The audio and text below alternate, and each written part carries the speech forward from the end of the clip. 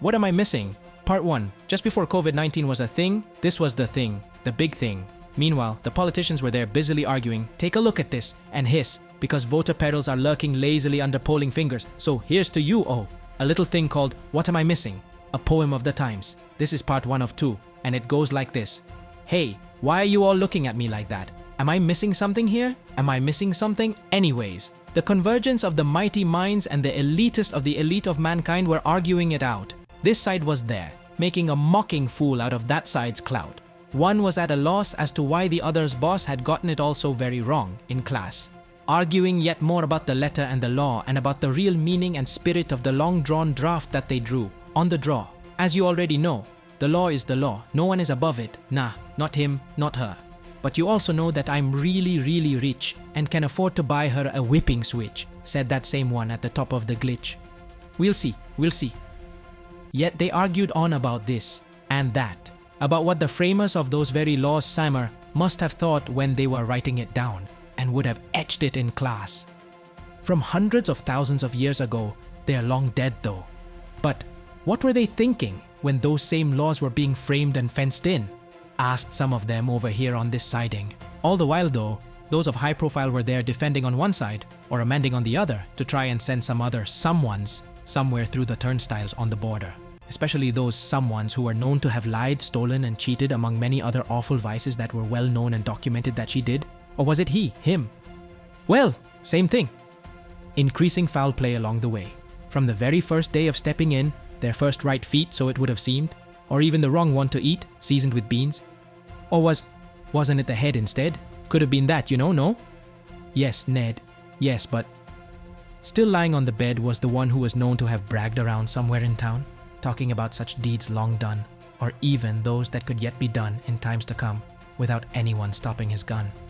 So he spoke openly in the streets. Never even bothered to think a stink thought to tone it down in parts, even when the thermostat was getting turned up really hot to get heated, yet the more at that spot. Yes, on the headship of his kindred up top. The Council of Counselors was known to have begged him when they said it to her clients, via the hearing aids. Yes, as said, they would have begged him to refrain from the speaking game.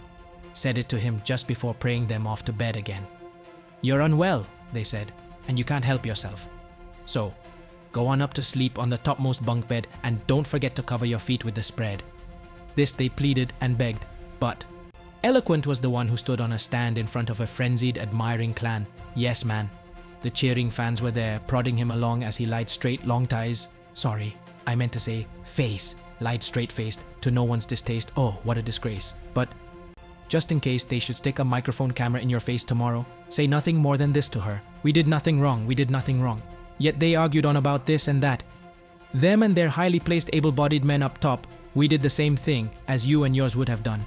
They would have wronged them too. Nothing more than that 1 or 2 times the sum. Nothing wrong with that, nor with you, my son. So, tell me, how come? Why has no one from that clan been called in for any form of reprimand? No accountability was to be found coming at hand, Dan. Not such as you're now calling for from these our highly placed men of war. Therefore, this is a hoax. This is a farce, fake news, and the rest of the arts on which to muse. But as for us, we are instructing everyone under our immediate command not to be found cooperating with anyone. Not you, nor them, not with the sleuth of your demands, count 10. Should the cooperators cooperate, then we'll have to open up the floodgates and call them out straight. Those from over there on your side of the plate, who, just like us, did nothing wrong on the bus. They too did nothing wrong. Not even that which they would have done when they did it in a like manner as our very own, no. They did nothing wrong when they did those things. Nothing that they would want to hide from anyone, it would have seemed. Same as how we didn't do it over here on our side of the pew stand, near the podium beam. But come they must, just like us. They must also come and testify about all the right things that they, just like us, did do, or even the wrong ones that both of us, on either side of the bus stand near the commons, did not do. Neither them nor us, true? True. This one over here, though, has got overwhelming evidence to show. He was to swear so and then go, yes.